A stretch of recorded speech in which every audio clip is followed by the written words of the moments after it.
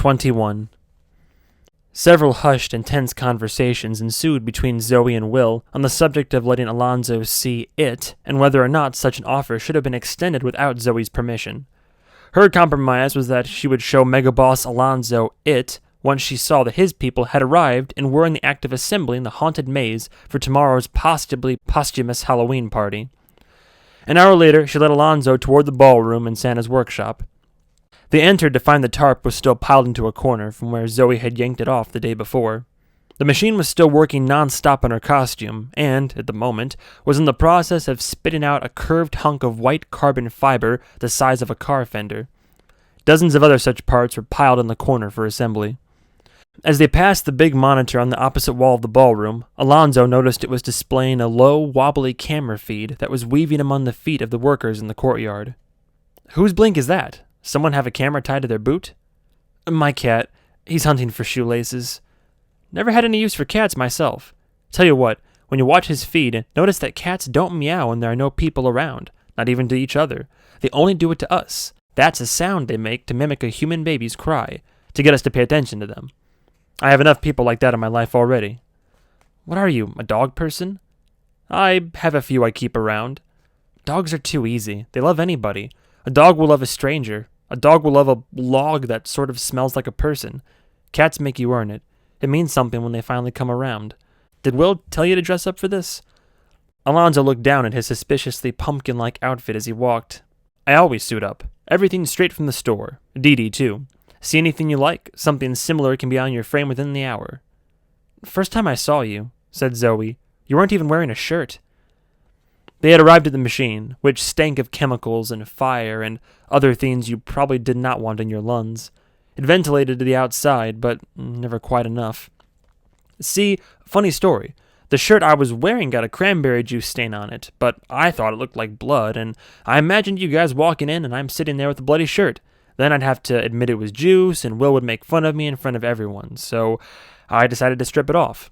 I don't normally hang around in my office shirtless. Funny how those first impressions get frozen in your mind like that. Kind of like how everyone decided Winter Wonderland is a Christmas song, even though it never mentions Christmas.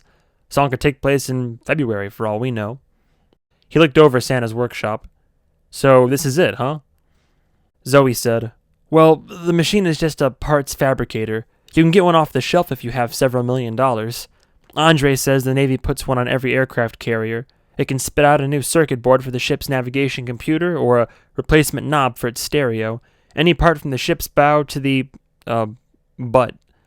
You steal this one off a Navy ship? Nah, bought it from a tech company that used it to make prototypes. That would have made for a cooler story, though. I'll tell everybody that one from now on. So it's the design and its memory that makes it special. Also, the raw materials have to be sourced from all over the world, and they're not cheap, I'm told. Some of it comes in little barrels with radioactive symbols on them. Sorry about the smell. He glanced into the corner, at the large pile of white and pink components the machine had been churning out. What are you making right now? Or is that classified? My Halloween costume. Classified, then. You know this is the most valuable machine in the world, right? You can get Raiden gadgets elsewhere. You've probably run into implanted freaks yourself. No, you can't. You can get bootleg, janky gear from exactly 2 locations working off shoddy hardware and glitchy software. Only one place to get the real thing, the stuff that actually works. Right here, or so they say. Zoey shrugged. If they say so. What's to stop someone from stealing it? You know this is worth billions, right? But look at this. Will gave me unfettered access. Totally confident I'm not going to sneak my crew in here to take the thing. Well, it's really heavy, for one. I'm serious now. What's to stop the CIA from sending an actual army to seize it for the government? There are so many layers of security, I don't think even we could undo them all. I can tell you that part of it's tied to GPS. Just moving the machine off the premises will cause the hard drives to melt. Like, physically melt. Logging into it requires a brain scan from 2 members of the team, and no, you can't just chop off our heads and use them. It not only knows that the brain is alive, but if it detects we're under duress, it automatically locks itself. We borrowed those parts off the vault downstairs. Also, it's not connected to any kind of network at all. A hacker would have to be physically in front of the machine to try to get in, and Echo says the encryption would take 2 million years to break. That's really all you wanted? Just to see it? To be in its presence. You feel that hum? That's the power to turn a man into a god. I feel like I'm in a holy place. I'm counting down the seconds until you ask for implants, or at least a fancy gun. It's a solid life rule that if Will Blackwater hands you a weapon, it either isn't loaded, or there is a much larger one pointed at your back. I wouldn't let that man implant anything in my body. You shouldn't either, if you take my meaning. Zoey fiercely pretended she hadn't heard that last part. Then how did he get you to do this? To act as a garrison for the estate? Did he just offer you a bunch of money? Something for your business? Will insist that I'm here because I lost to him in a card game last night and now owe him, but that is not entirely true. He made me an offer and I took it. He didn't, promise anything he should have consulted with me about first, did he? Don't think I don't hear your tone, young lady. Get your head out of the gutter. Or into the gutter, I guess, since this isn't about politics. You probably heard, it looks like Tabula Rasa isn't going to be an unincorporated place much longer. It's getting worked out behind the scenes with the country and the state. Going to be a real city, by next summer, the latest. Gonna recognize the charter and everything. Yeah, I think I fell asleep at a meeting about that. Oh, you shouldn't sleep on this. It means the city is going to need a mayor. Okay. Will promised to back my play. He has pull with everyone else who would even consider it, and by pull I mean he has dirt. The way we have it worked out, I'll be pretty much unopposed. He gave her a let's get serious for a moment look and said, I'm sure you know this because you work with him every day. But if you should ever decide to cut ties with Will and make him your enemy, your best strategy will be to find a time machine and transport yourself back to a point where you can undo that decision. So, the fact that you're on video claiming to eat a human heart, you don't feel like that will hurt you during the campaign? Alonzo seemed genuinely surprised. Why would it? Also, you run an organized crime operation. Why would you want an actual government here? People like you have made out like bandits. And before you jump on me for that people like you phrasing, we're standing in a mansion built by someone much worse. The fact that you don't know why I'd run is the reason I need to run. My people are being gunned down in the streets, beaten and harassed by private security who don't answer to anyone but the property owners. I want real police, but to do it right this time. No sadists or bullies, no guns, no quotas, no arrests for victimless vices. A system that focuses on the real problems, not just drumming up reasons to keep poor people poor. And no prisons. It'll be rehabilitation, education, reform. We'll tax the tourists to death to pay for it all. Trust me, I'm well aware of what the private security is doing to this city. Because of what jobs people tried to do to you last night? Do you have any idea how many of my people the VOP have done that to? My niece. She was stopped by a van of piss security leaving the Subalbion Mall, insisted they saw her steal jewelry, held her down, did a search right there by the door. A deep search. People, cameras all over, making sure it all got recorded, see? Making an example of her. Jobs people did that to send a message to you? Oh no, they had no idea who she was. That's my point. They did that because that's what they do. Because they can. Or at least they thought they could. The 2 guards who did that, they didn't show up to work the next day. If my people ever did that, I'd have them fired and probably beaten. I think you mean what you're saying, but that's part of it too. The rich owners of those businesses. They'll condemn the abuses but profit from the end result just the same. Why in the hell would they be okay with their own customers getting assaulted? Even if they are racists, money is money, right? Alonzo looked at her like she just asked why they can't just find a kind wizard to magic their problems away. He seemed to be thinking about how to approach it, then said, My mother and father moved me here from Chicago when I was 16. Rent was already sky high, but there were jobs, and word was you could get a fresh start. No background checks in Tabula Rasa, they said. My father, he needed one of those fresh starts. See, because they'd set the rules so that if you commit a felony at 19, you're locked out of the good jobs for the rest of your life. So, the plan was to move with friends, a white couple who had the same idea. We were all going to get a place together, in a safe neighborhood. Combined, the 4 of them could afford that, just barely.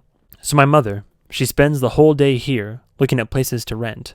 Goes to 3 different buildings. All 3 tell her they're full up. Got a waiting list a mile long. But then the very next day, one of the white friends goes to those very same buildings.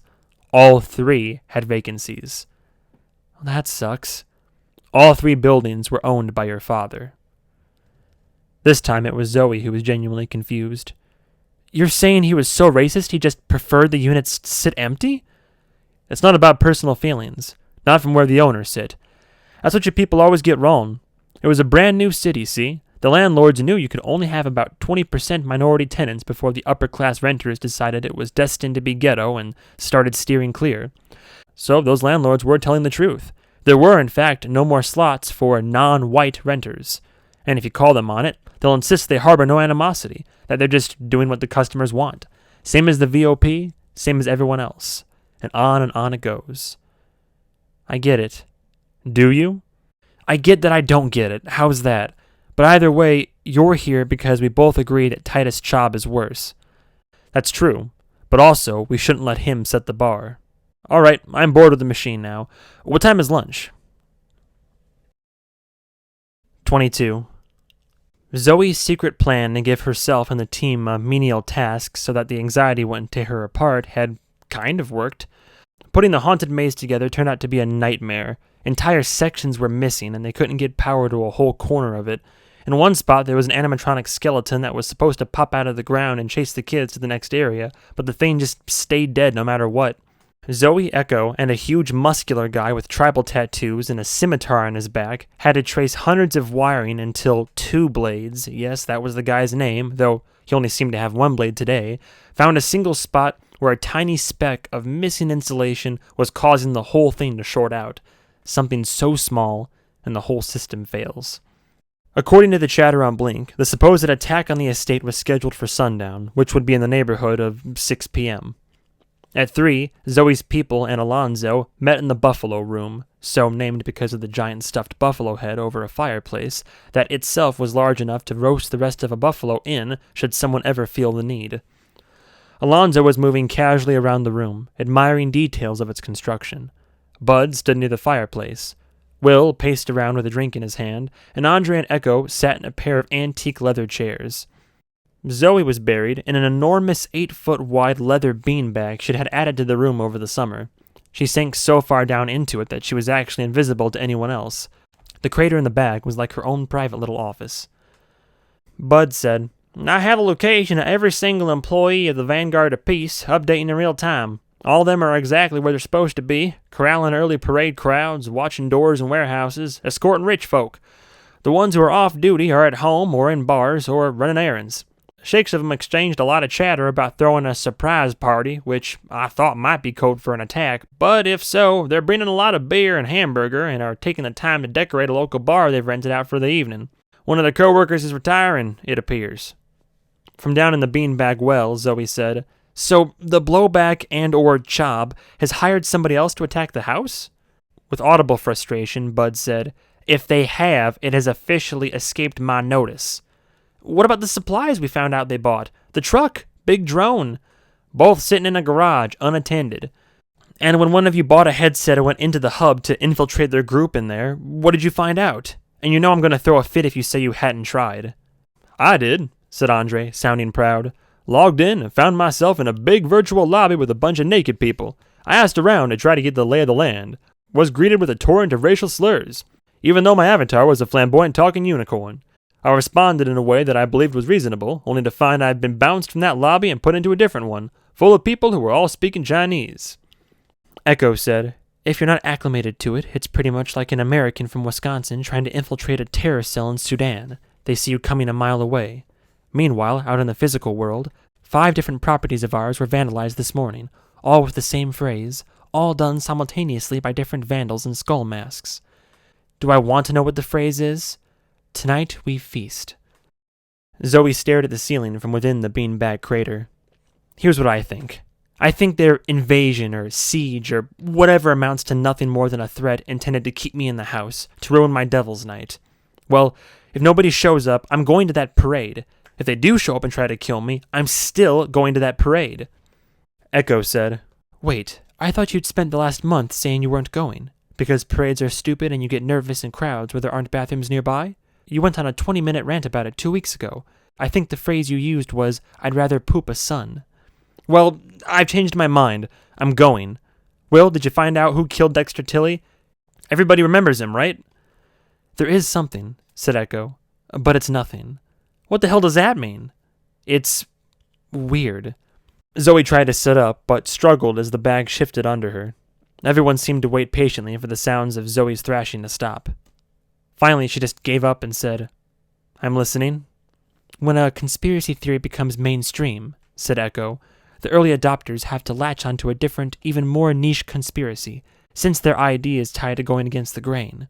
Since everyone has come around to the idea that Tilly died because you ate him during a ritualistic cannibal orgy, there's now an alternate theory that he died while playing a game, a specific mission in a fantasy game called Crimson Day, that they've decided has some kind of symbolic importance. Okay, why would that even matter? Well, Echo continued, the thing is, we do have his account logs from the hub, and his logout approximately matches our best estimate for time of death, based on when he was last seen alive and when he turned up at Fort Fortuna. And you're 100% sure that none of those VR headsets can't malfunction in a way that makes all of your important organs dissolve?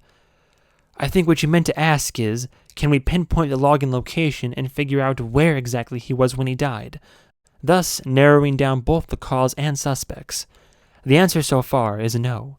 He was using an incredibly encrypted VPN, like he didn't want anyone to know where he was logging in from. Right, that's what I was really asking. And... Echo paused, as if getting a stop talking signal from someone. Never mind. What? Will said, we don't want to introduce a bad theory without information to back it up. It just clouds our thinking. You know I'm going to make you tell me. Zoey heard only silence from within the indentation of the beanbag. She made the enormous effort to sit up and then crawl over to where she could see, her bruises aching all the way. Well? Echo finally said, that chef that Schaub uses, Werner Wolf, his specialty is exotic meats. He boasts he can prepare anything as cuisine, even roadkill and all the parts of the animal that are not meant to be eaten. He has this whole thing about tasting nature, not factory-farmed animals that he says have had the flavor bred out of them. Says they're no better than the vat-grown stuff. Yeah, he's famous for that. Zoey could feel where this was going and was mentally urging Echo to talk faster. Well, there's a fledgling theory that after Titus Chob's wife died of cancer a couple of years ago, that he came to believe that, in order to stave off disease and achieve immortality himself, he needed to regularly eat the organs of a young male, and the rumor is that his chef saw this as the ultimate culinary challenge. Zoey tried to jump down off the beanbag, but stumbled and kind of rolled off onto the floor. She scrambled to her feet, breathing heavily, pushing her hair back from her face. Okay, but why pick Tilly for that? Will said, Zoey, there is no evidence for this whatsoever. The nonsense about thinking he can gain immortality. Job is not crazy or even superstitious. He doesn't think that way. Grief does weird things to people. Alonzo said, Oh, I got it. He chose Tilly because the ritual needed a virgin. Echo said, What ritual? Come on, you can't eat a person without a ritual. You're not just going to treat it like making a pot roast. Good, said Zoey. Let's follow up on that. If nothing else, maybe it's significant that there are rumors going around that point somewhere other than me. Will said, We will follow up to the fullest degree that it deserves. Final point of order. I know where Stench Machine is. He's currently in the courtyard stalking a discarded glove he apparently thinks is a bird. Where's my mom? At work at the clinic, said Bud. Being monitored. If someone comes after her, we will know long before they get there. Andre said, Hey, look at that. I got a message in my hub inbox. One of the naked avatars I yelled questions at apparently decided to follow up after I got booted. It says... Andre messed with the phone, apparently unclear on how to actually see the contents of the message. Here. It says, the blowback has 1,000 officers commanding 1,000,000 foot soldiers, and they intend to raise the estate, seize the objective, and eat it. I assume they mean you, at a ceremonial feast at midnight. Alonzo perked up. You didn't tell me 1,000,000 nerds were coming. I'd have brought a 15th man. Zoey scoffed. Well, that's just... I mean, now we know it's a bluff. 1,000,000 soldiers? There's no way. Right? 23. The sun was setting, and there was still no indication that, say, the entire North Korean military was amassing somewhere nearby. Someone would have noticed. Still, Alonzo's team had been dispersed to various points along the walls that Will had determined were tactically the most likely places to attempt a breach, with 2 shooters placed on the roof with a clear view of the gates. Guns were a no-go on Zoe's side, as the grounds were dotted with the propellant cookers that had ignited Red Gun the day before. Anyone who showed up with firearms would have a very bad time, and the bigger the guns, the worse time they'd have. As such, Alonzo's men had been supplied with railguns from the suit's arsenal, rifles that could send a pulse of electricity down the length of the barrel, carrying with it a tiny object that flew so fast that the impact alone would splatter a human body like a ketchup packet under a car tire. Echo was inside in the conference room, monitoring all of the security camera feeds. Bud was working the phones, trying to get a line on anything that might be occurring anywhere. Andre had been piloting a drone to monitor everything from the sky until he crashed into a tree, and now he was wandering around the grounds with nothing to do. Will stood in the front yard in the orange glow of the huge house-sized jack-o'-lantern, drinking scotch next to Andre. Zoey and Wu approached, and a moment later, they were joined by Mega Boss Alonzo and his bodyguard, Dee Dee. Zoey made eye contact with Dee Dee. "You don't say much. People don't ask me much." She did not smile when she said it. "Are you missing Big Devil's Night plans for this? Were you supposed to be staking out a spot along the parade route? If I want to watch a stream of noisy eyesores driving along at walking speed, I can just look out the window of my apartment any day of the week. I'm supposed to be getting the winter collections up on our racks. Some of us don't get to just take off from work when something more fun comes along." Alonzo, forcing a jocular tone, said, "And don't let her fool you with that. She's got girls to do that work. The store is the job she puts on her taxes. This is her real job, being the eyes in the back of my head." "I stand corrected," said Dee Dee. "What I meant to say was I should be at the store, explaining to those girls why they did the whole thing wrong and making sure they fix it the right way." Alonzo started to reply, but Dee Dee cut him off. "And go right ahead and swallow your speech about how I need to learn to delegate. Not in the mood." Zoey glanced around. "Well, I don't see a million people, unless they're tiny. Wait, I'm freaking myself out over the thought of a million little elves pouring over the walls." Andre gave her an ugly look. "Ugh, now I'm going to have bad dreams. Why'd you have to say that?" Bud's voice came through Zoe's earpiece. "They just announced the battering ram was at the gates." "I can see the gates from here," said Will, "and there's no battering ram there." "Unless it's tiny," muttered Andre. "Got a little rat driving it or something?" Alonzo said, "Let's get serious now. This is what we've been waiting all day for." "A white moving truck just turned onto the inlet road," said Echo's voice in Zoe's ear. "It's the one Bud's been tracking since they rented it. We'll arrive at the property in a few minutes." Everyone exchanged serious looks. Here it comes, thought Zoey. The 1,000,000-foot soldiers, be they real or metaphorical. Will asked, "Can you get a scan of the truck's interior?" "Just a moment," replied Echo. "All right. There are people in the back with something. Oh, it's the drone. The one Bud said they'd bought. Consumer model." Will said, "How many people?" "2. "What if they're going to use the drone to drop a bioweapon on us?" asked Zoey. "Like the 1,000,000-foot soldiers are viruses or bacteria." Will said, "They don't have a bioweapon. If there was a place making or selling such a thing, we'd already know about it." "Nanobots? Oh God, I didn't think about nanobots. If they managed to build an army of microscopic attack robots without us hearing about it, then they deserve to win." "The truck is stopping," said Echo. "They got right up to the property line, parked." Will nodded. They knew exactly where the countermeasures kick in. "Zoey, get inside." "Don't tell me what to do. I am suggesting, as your employee, that you get inside. Wu?" Wu said, "There really is no reason to stay out here." "There is a reason, which is that it's my house and my yard, and I can stand in it if I want to. They don't get to decide that." Alonzo said, "Damn right." "They're pulling out the drone," said Echo, sounding a little excited. Will nodded, also relieved that something was actually happening. "Alonzo, make sure your people are watching all of their stations. This could be a distraction for whatever they're actually about to do. I don't want every pair of eyes on this thing, no matter what it is." Alonzo said, "Sure," but made no move to tell anyone anything. Soon the drone took to the sky. From their position, it was almost invisible in the evening gloom, just a couple of tiny running lights. Alonzo pulled the rail rifle from his back so he can get a look at the thing through its scope. Echo's voice said, "It's heading your way." Alonzo peered through a scope. It has a little box attached to the bottom that looks like an add-on, about the size of a hamster cage. No, too big. Like a middle-class hamster." Will said, "In about 10 seconds it will be in range of the ground's anti-air security. It's set to automatically blow it out of the sky, unless I tell the system not to, and I can't think of a single reason to do that unless just out of sheer morbid curiosity." The drone flew for about 9 more seconds, then stopped, hovering in place. Will shook his head, knew right where to stop. The drone continued to hover.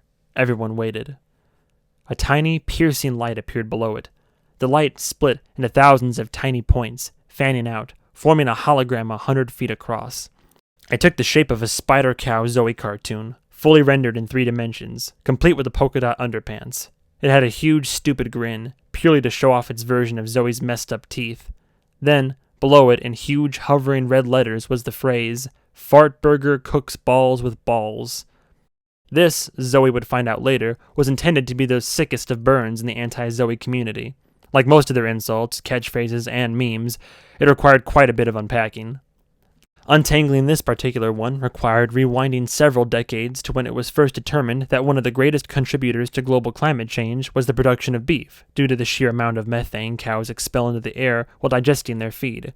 In order to discourage and stigmatize beef consumption, an animal rights group had launched an infamous campaign called Skip the Fart Burger. Since Zoey's personal hate group had decided she was a cow, some had thus started referring to her as Fart Burger. Separately, it was a popular phrase among the youth to say that a particular hot summer day was cooking balls.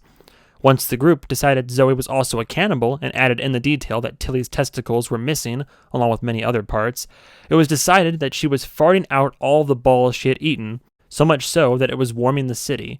Thus, Fart Burger cooks balls with balls. It really made perfect sense when you sat down and diagrammed it out. Everyone stared at the hologram, took it in, then flew into action. Will shouted commands, ready for the next shoe to drop. This was, Will was sure, the exact kind of distraction the enemy would use to draw their focus in one direction while attacking from another angle. And yet, there were no signs of that attack. Finally, Dee Dee rolled her eyes and took the railgun from Alonzo. She aimed, fired, and turned the drone into a cloud of whirling fragments. On the ground below, the pair of 20-something males who had been watching the whole thing play out were now speeding away in the moving truck. Then, there was only silence. "No other activity, not for a mile in any direction," said Echo. Bud's voice chimed in again.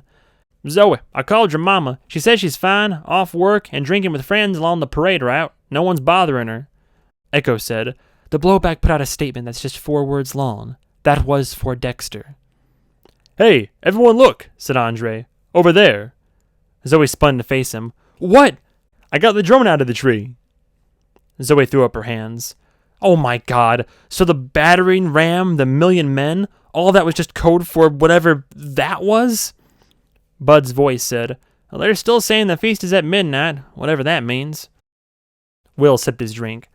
"I'm starting to think that our adversary is not speaking the same language we are."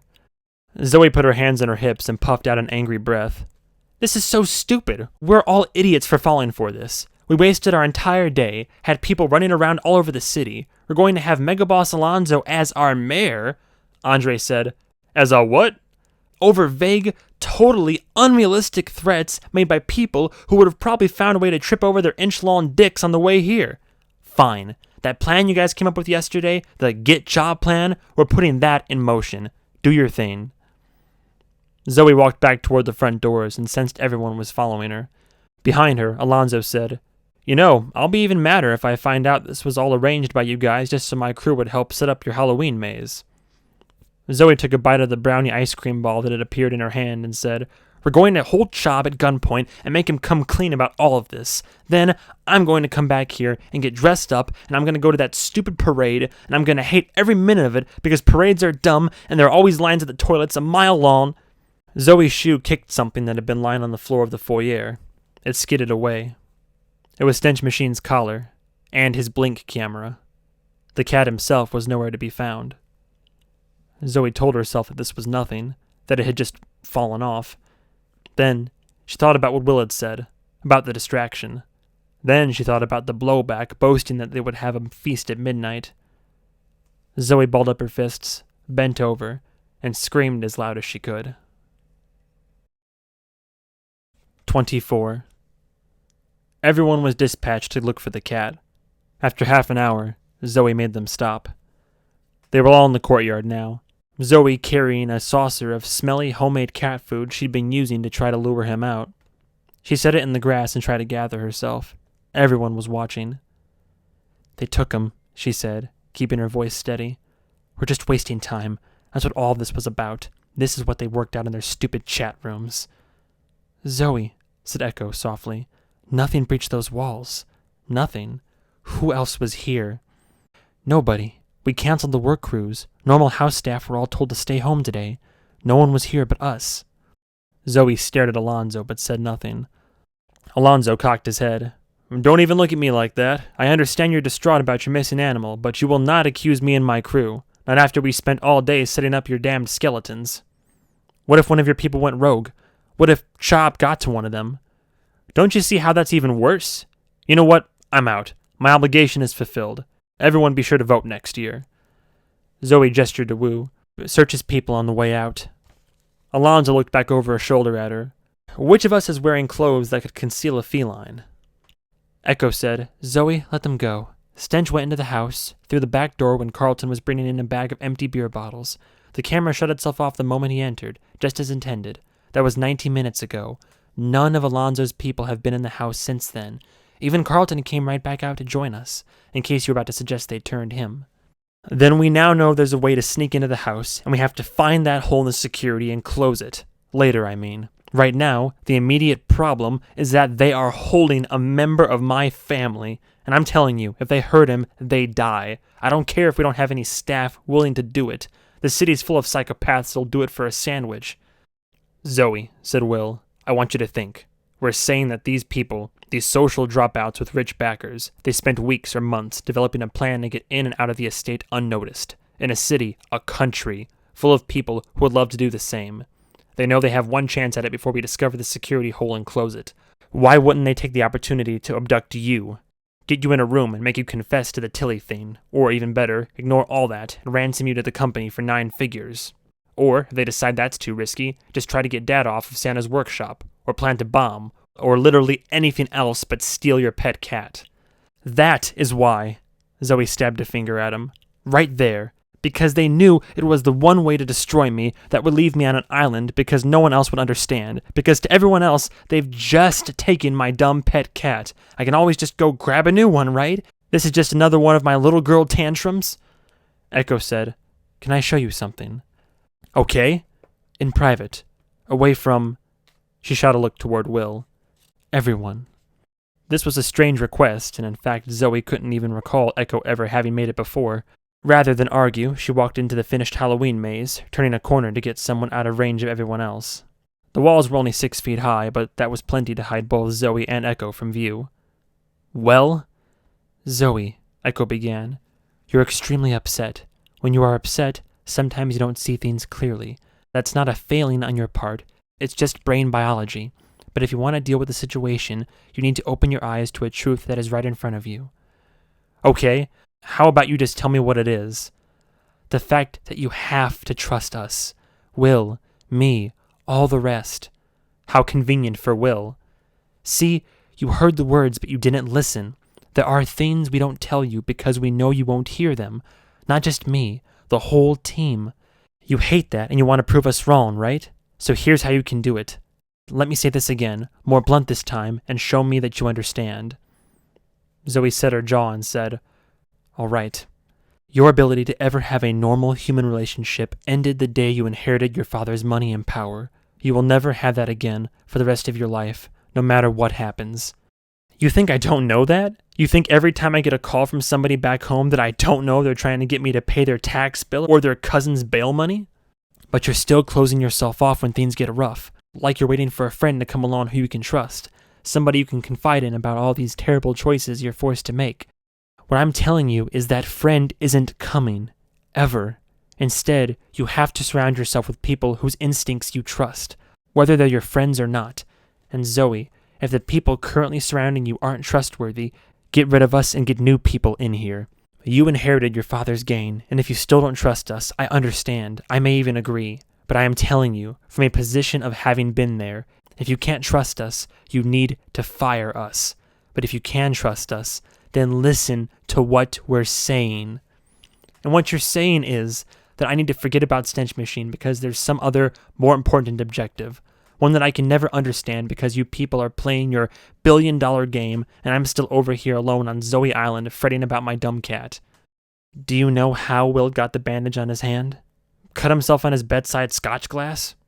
Underneath the bandages are scratches, deep ones, from cat claws. He got them because when the situation went to hell at the Screw last night, he got your mother to safety, and then he came back here and secured your cat.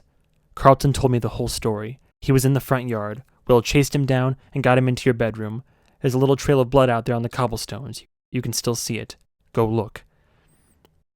Zoey stared at Echo, through her, trying to imagine Will chasing a cat. She couldn't. Echo said, "You may not have friends in the traditional sense, people you can drink with and share your secrets with. All the friends you had back home, they wouldn't even recognize you as the same person now. But Zoey, hey, look at me." She did, with great effort. Echo fixed her gaze on her and said, "You are, in fact, on an island, but we are on here with you." Zoey burst into tears. Echo paused for several seconds, letting her catch her breath. She put a hand on her shoulder. "They want you to fall apart. Don't. If they've taken him, we'll get him back. But we also can't lose track of the bigger picture. That's all." What if they're hurting him? Then the faster we find him, the better. And the more methodical and logical we are in our approach, the faster we'll find him. Zoey nodded and wiped her eyes. "We need a plan. A good one. If you're right, we're facing a hive mind of obsessive nerds backed by a billionaire with access to an army and an arsenal who knows we're coming and in fact wants us to come. You're right. We don't need a good plan. We need a stupid plan." 25. It was after 7 p.m. on Devil's Night, which meant hundreds of thousands of people were either at parties or lining up for the parade, many wearing costumes that could easily fit into your back pocket. Meanwhile, the suits were having a grumpy argument around a conference table. Zoey imagined that they were locked in an angst submarine floating through an ocean of drunken carousing. "That's what I keep saying," said Bud.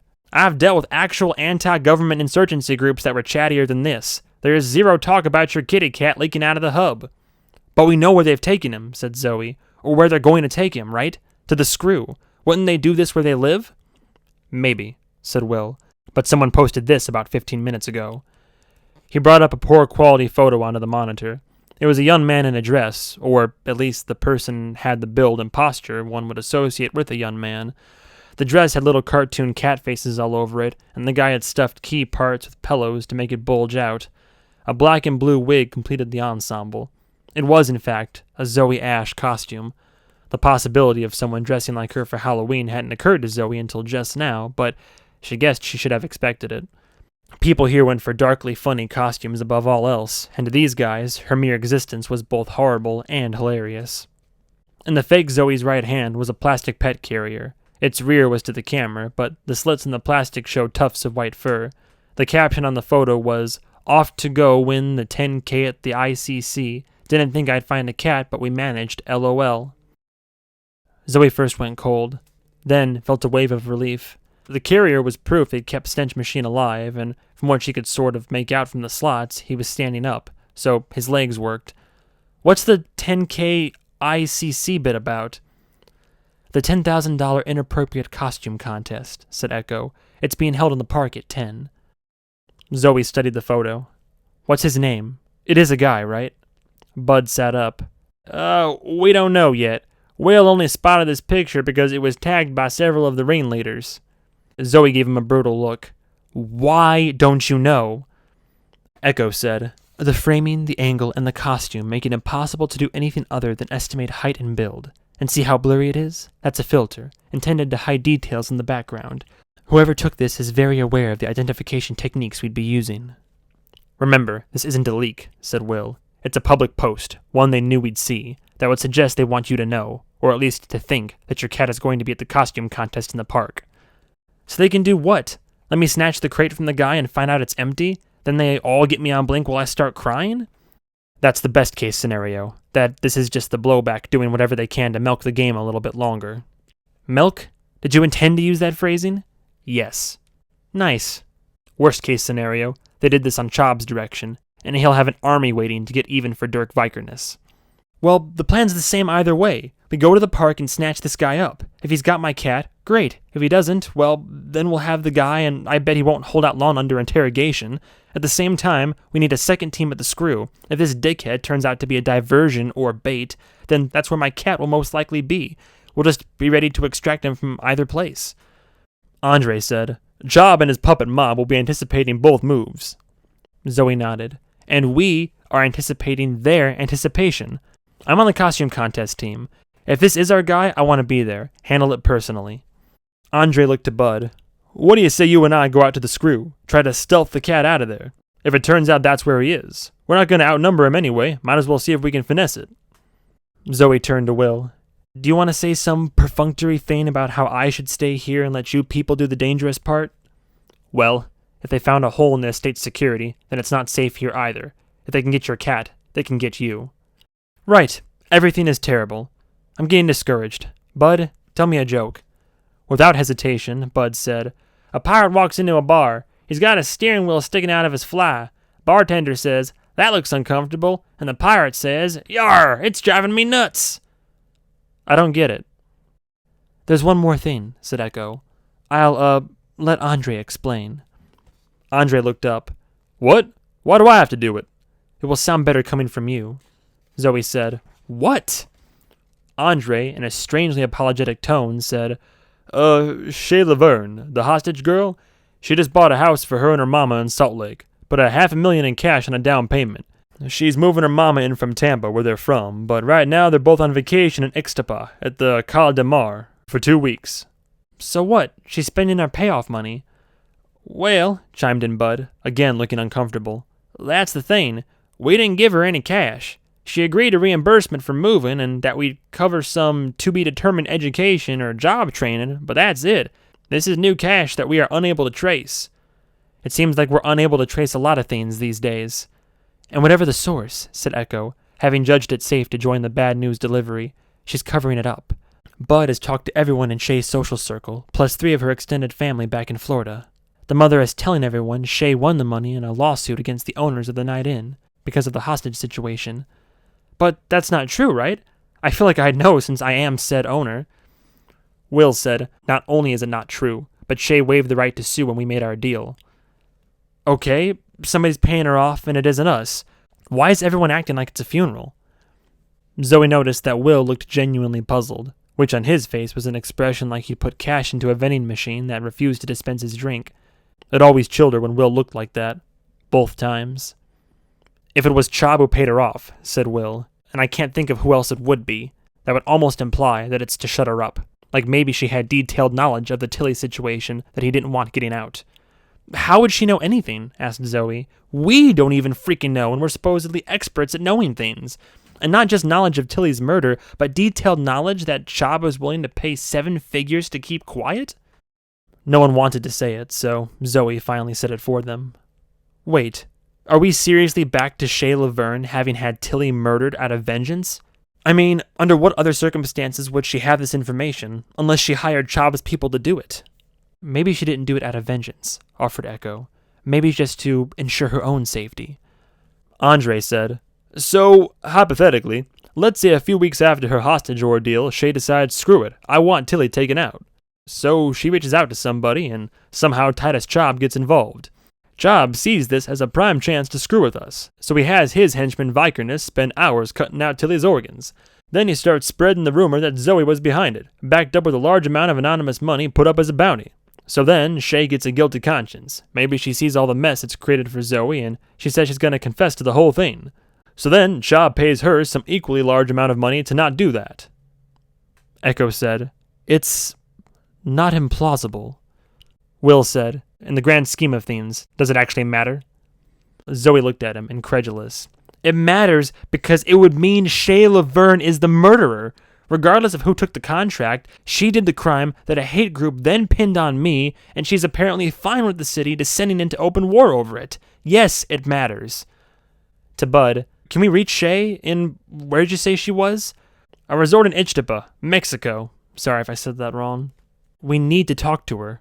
Oh, and what about the other theory? Echo said, Other theory? That Titus Chob is a cannibal who eats the young to preserve his youth? Zoey. I actually did follow up on that, said Bud. I asked a lot of my sources, people who got their pulse in the streets, plus some influencer types on Blink like Chopra. They hadn't heard it. I instructed them to ask around and to have others ask around too. It's curious. I came back an hour later, and suddenly you could find quite a few people who heard the rumor, and some were citing it as gospel. Everybody been asked about it enough that they just assumed there was fire under the smoke. Curious how that works. But you got no actual information. Fine. Alright, we're wasting time. We need to stage a cat rescue operation, and on very short notice. I need a Devil's Night outfit that hides my face. How quickly can we get a convincing costume/disguise together, complete with some kind of makeup or mask that'll let me walk through a crowd without getting abducted or pelted with rocks? Will said, the amount of time it takes you to pick something out from the disguise closet. The what?